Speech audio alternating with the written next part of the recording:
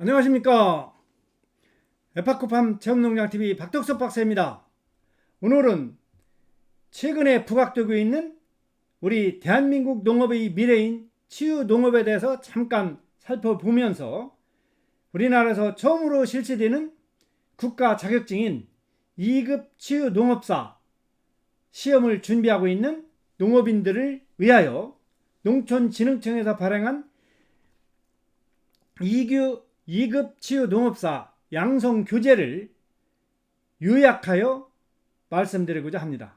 여기서 확실히 말씀드리고자 하는 것은 제가 강의하는 개념이 아니고 이 양성교재를 단순히 요점 정리하여 읽어드리는 수준으로 하고 있다는 것을 이해해 주시면 대단히 고맙겠습니다. 자, 그럼 지금부터 함께 가보겠습니다.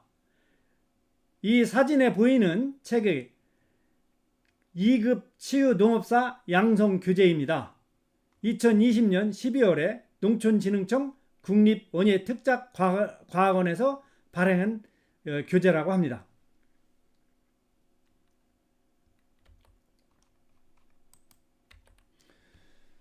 이 목차를 보면은 파트 1은 그 치유농업과 치유농업서비스의 이해, 파트 2는 치유농업자원의 이해와 관리, 파트 3는 치유농업서비스의 운영과 관리. 이 큰 세 타이틀이 그 세 과목을 시험 그 과목으로 선정한다고 합니다. 1차 시험은 2021년 11월 8일부터 14일까지 7일간에 접수하여서 21년 11월 20일 즉 토요일에 실시가 됩니다. 이 시험에서 성적이 평균 60점 이상, 과락이 40점 이하는 있어서는 안 된다는 것입니다. 그래서 과락 40점 이하 없이 평균 60점 이상이 되면은 2차 시험을 볼 수가 있고, 이 시험 점수는 12월 27일에서 22년 1월 2일까지 7일간 실시해가지고 22년 1월 8일에 2차 시험이 있다고 합니다. 자, 목차를 보면 파트 1 치유농업과 치유농업 서비스의 이해, 또 챕터 1은 치유농업 개론, 치유농업의 이해, 치유농업의 정의와 유형, 치유농업의 기능, 두 번째로 치유농업의 가치, 치유농업의 이점, 치유농업의 사회경제적 가치 평가에 대해서 알아보는 시간이 되겠습니다. 자, 치유농업사 시험 준비라 제1집 치유농업의 이해입니다. 먼저 치유농업 연구 개발 및 육성에 관한 법률 제 17,100호 2020년 3월 24일에 제정이 되었습니다. 치유농업 연구 개발 및 육성에 관한 법률에 의하면 치유농업시설의 정의는 치유농업과 관련된 활동을 할 수 있도록 이용자의 치유 효과와 안전을 고려하여 적합하게 조성한 시설, 장비를 포함한다고 합니다.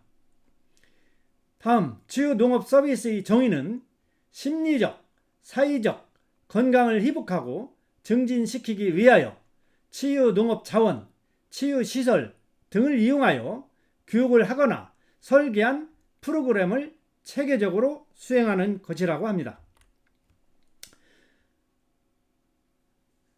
또한 치유농업 연구 개발 및 육성에 관한 법률 제9조에 의하면 창업 지원에 대한 내용이 있습니다.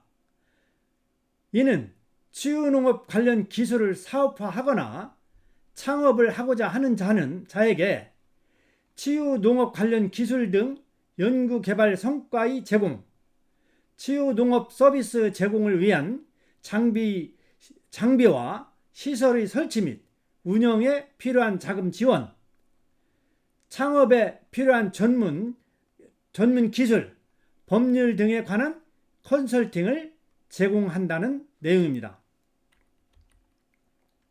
자, 그럼 본격적으로 치유농업과 치유농업 서비스의 이해에 대해서 알아보겠습니다. 챕터 1 치유농업 개론 1. 치유농업의 이해. 먼저 치유의 의미를 정확히 알고자 하는 의미에서 치유와 치료, 처방에 대한 정확한 의미를 비교하면서 알아보는 시간이 되겠습니다. 먼저 치유. 치유는 질환의 원인을 제거하는 데 중점을 둔다고 합니다. 반면에 치료는 질환의 증상을 제거하는 데 중점을 둔다고 합니다. 반면에 처방은 병을 치료하기 위하여 증상에 따라 약을 짓는 방법이라고 합니다. 또한 치유는 상처를 입은 후 다시 건강해지는 과정이라고 합니다. 반면에 치료는 의학적 치료를 수행하는 것이라고 합니다. 또한 처방은 의사가 어떤 의학적 치료를 받아야 하는지를 말해주는 행위라고 합니다. 또한 치유의 의미를 살펴보면 나쁜 상황이나 고통스러운 감정이 끝나거나 나아지는 과정을 치유라고 합니다. 반면에 치료는 질병 또는 부상자를 치료하기 위한 약물, 운동 등을 사용하는 행위라고 합니다.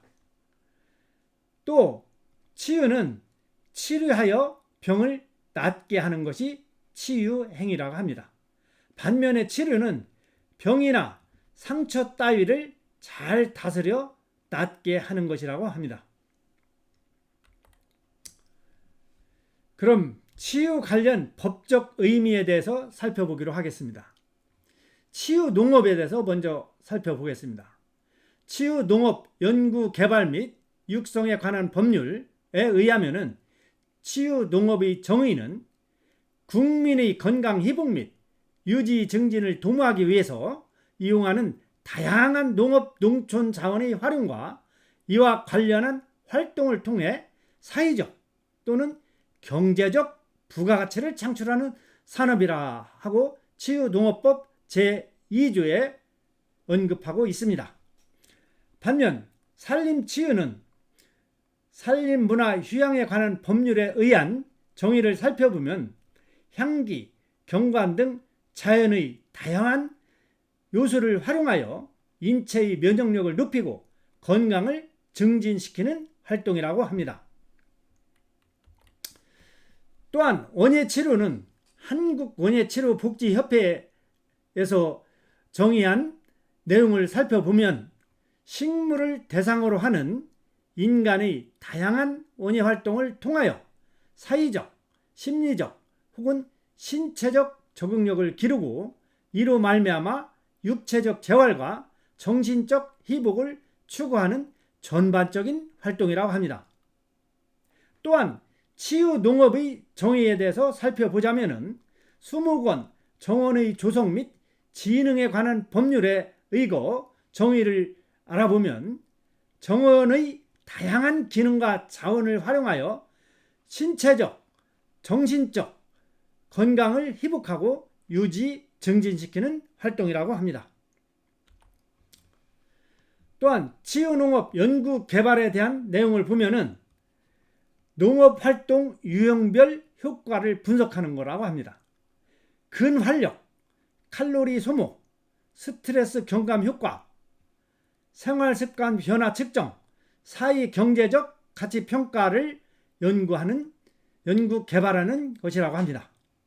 또한 치유농업 프로그램 개발에 대한 연구는 정신건강 증진, 치유자원 발굴하는 것이고 대상자 맞춤형 프로그램을 연구 개발하는 것이라고 합니다.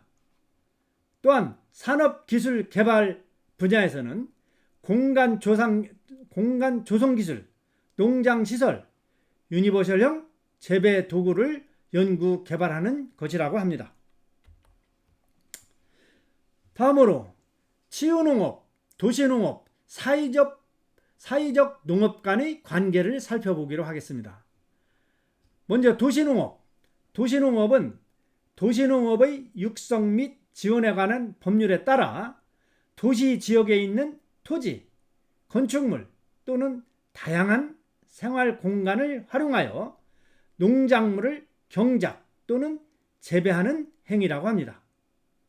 반면에 사회적 농업은 개인의 필요성과 공공지출 감소의 관점에서 사회, 보건 서비스를 강화하기 위해 농업, 식물과 동물을 포함한 농업입니다.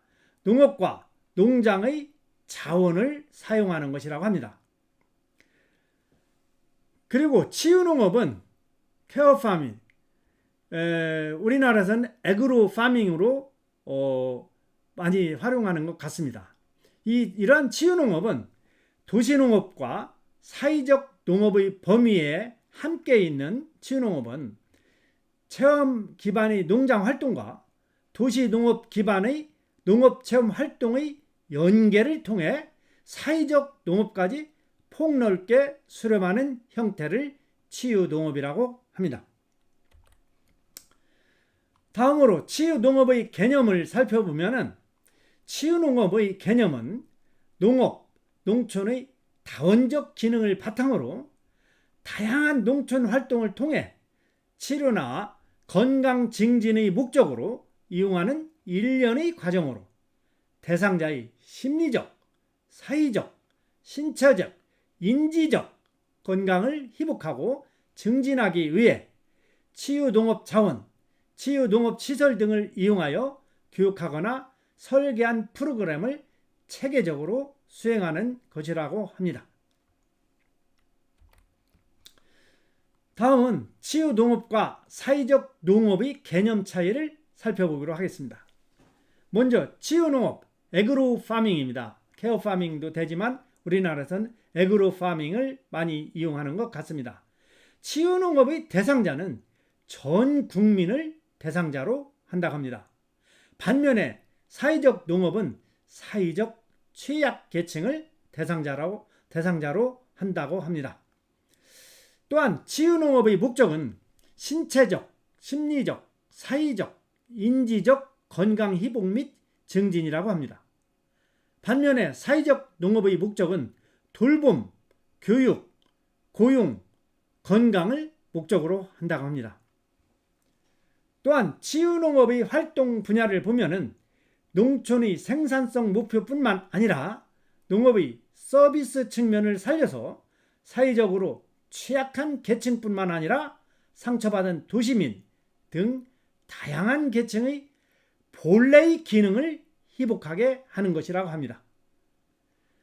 반면 사회적 농업의 활동은 농업, 농촌을 배경으로 서비스를 제공하는 것이라고 합니다. 자, 그러면 치유농업의 본질이란 무엇인가? 일단 일반 농사와 치유농업의 차이점은 농사 자체가 목적이 아니라 치유농업은 건강의 회복을 위한 수단으로 농업을 활용하는 것이라고 합니다.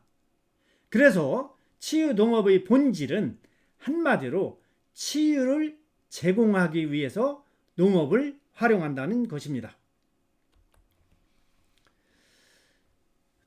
녹색치유에서의 치유농업이란 무엇인가? 2020년에 샘픽 등이 발표한 치유농업을 살펴보면 녹색치유에서의 치유농업입니다. 사회적, 치료적 원형입니다.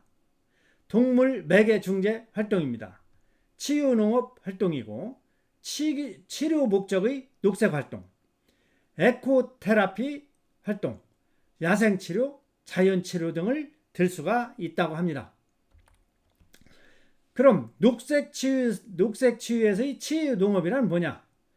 녹색치유의 세부 영역으로 참여자들의 건강 증진, 치료, 사회적 복귀를 위해서 자연환경적 경험, 자연관찰, 자연활동, 자연과의 상호작용, 자연조성, 동물 교감 등으로 이루어진다고 합니다. 자, 그럼 농업 농촌의 다원적 기능이란 어떤 것들이 있는가?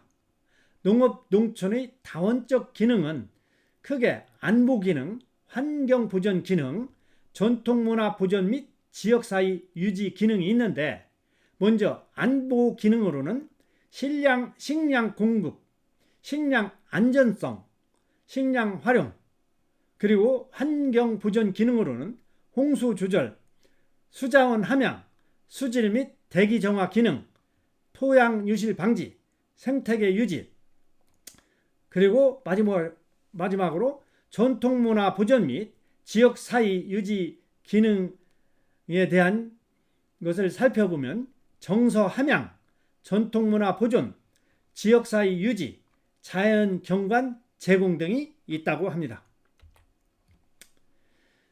또한 치유농업의 기능은 농업 농촌의 다원적 기능 및 지역사회 기반 건강치유 개념에 기반을 두어 다원적 기능을 바탕으로 국외에서는 치유농업의 기능을 공공의 건강, 교육과 훈련, 사회통합과 포용, 지역개발의 이익 창출 기능 등을 제시하고 있다고 합니다. 다음으로 치유농업의 효과에 대해서 살펴보면 치유농업의 효과를 예방적 효과, 치료적 효과, 재활적 효과로 구분할 수가 있는데, 먼저 예방적 효과로는 신체, 정신질환 등의 잠재적 건강 문제를 미리 막거나 건강한 발달과 삶의 질 향상, 건강의 유지, 증진을 목적으로 한다고 합니다. 또한 치유농업의 효과 중 치료의 효과에서는 현재 앓고 있는 질병, 장애 또는 문제를 완화하거나 병적 상태를 덜어주는 것이 치료의 효과라고 합니다. 또한 재활의 효과로는 신체적, 정신적, 사회적, 직업적, 경제적인 장애 상태의 능력과 기능을 증진시키고 원래의 기능대로 회복시키는 것이라고 합니다. 치유농업의 가치를 살펴보면, 첫째, 대상자한테는 어떤 이점이 있냐 하면은 신체, 정신, 사회적 건강에 대한 회복이 있다고 합니다.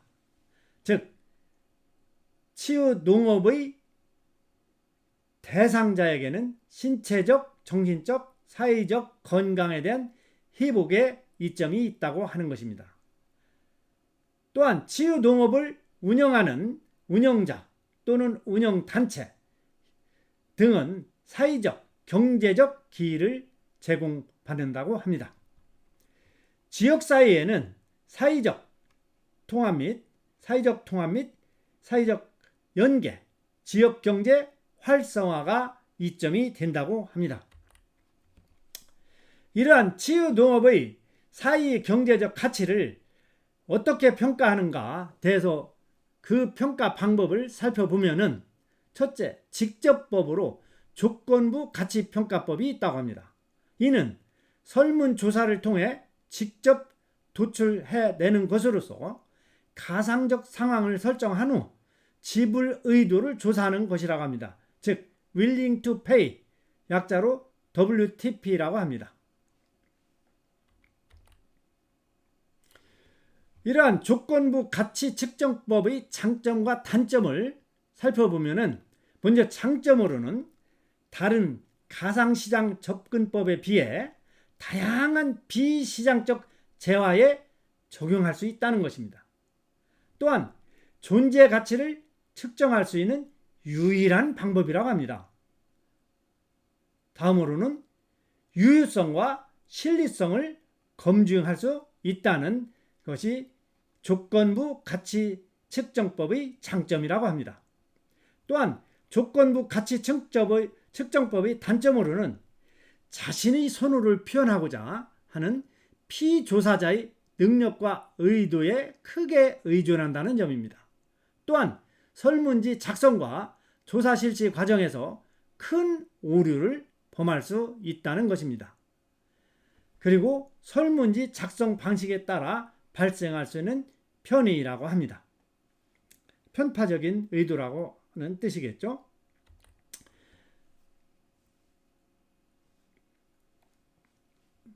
이래서 그 다음으로는 치유농업의 사회 경제적 가치 평가 방법 중에서 간접법이 있습니다. 아까는 직접법으로서 말씀드렸고 지금은 간접법인데, 간접법에는 대체법, 콘조인트 분석법, 특성 가성법, 여행 비용법이 있다고 합니다.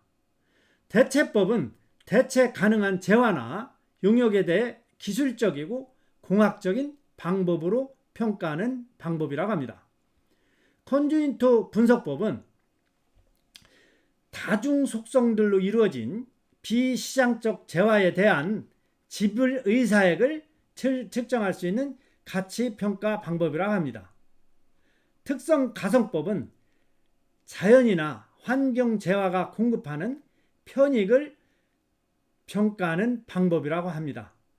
특히 부동산 시장 등을 예로 들 수가 있다고 합니다. 그리고 여행 비용법은 여행에 든 직접적인 금전 비용과 시간 비용에 따라 방문 횟수가 어떻게 반응하는가를 기본적인 모델로 삼고 있으며, 비용 속에 여행자의 가치 평가가 내재되어 있다고 보는 방법입니다.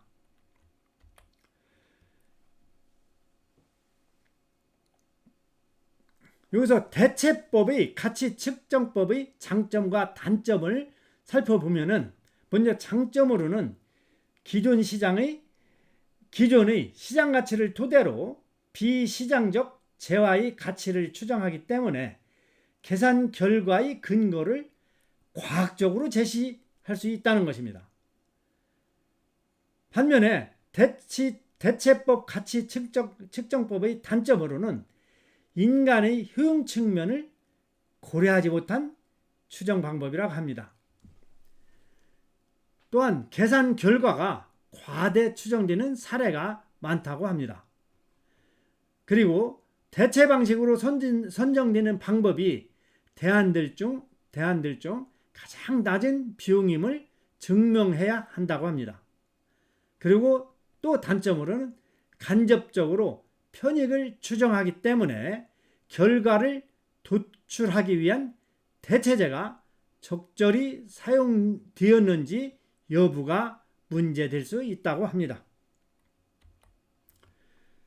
또한 컨조인트 가치 측정법의 장점과 단점을 살펴보면은, 컨조인트 가치 측정법의 장점으로는 비시장적 재화의 가치에 대한 지불 의사액을 직접 화폐 가치로 표현할 필요가 없으며, 개별 재화의 속성별 가치를 별도로 측정할 수가 있다는 것입니다. 반면에 컨조인트 가치 측정법의 단점으로는 응답자들이 쉽게 선택 가능하고 식별할 수 있는 비시장 재화의 변화를 나타내는 다양한 선택 대안을 구상하는 것이 어려운 것이라고 합니다.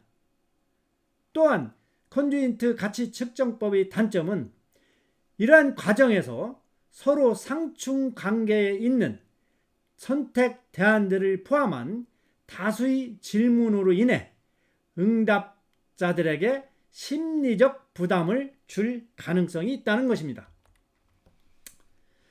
그래서 형성평가를 보면은 그 문제를 한번 예시를 해보면은,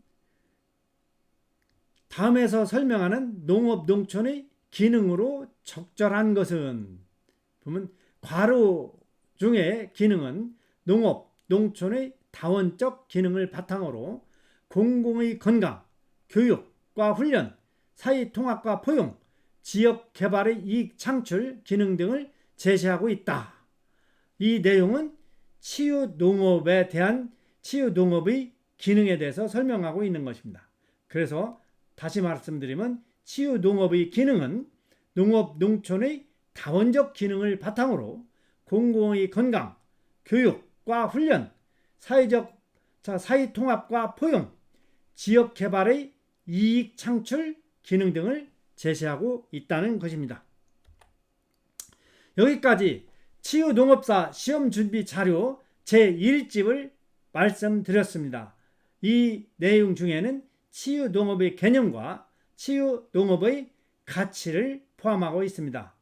오늘은 여기까지 치유농업사 시험준비자료 제1집을 마치기로 하겠습니다. 지금까지 시청해 주셔서 대단히 고맙습니다. 감사합니다.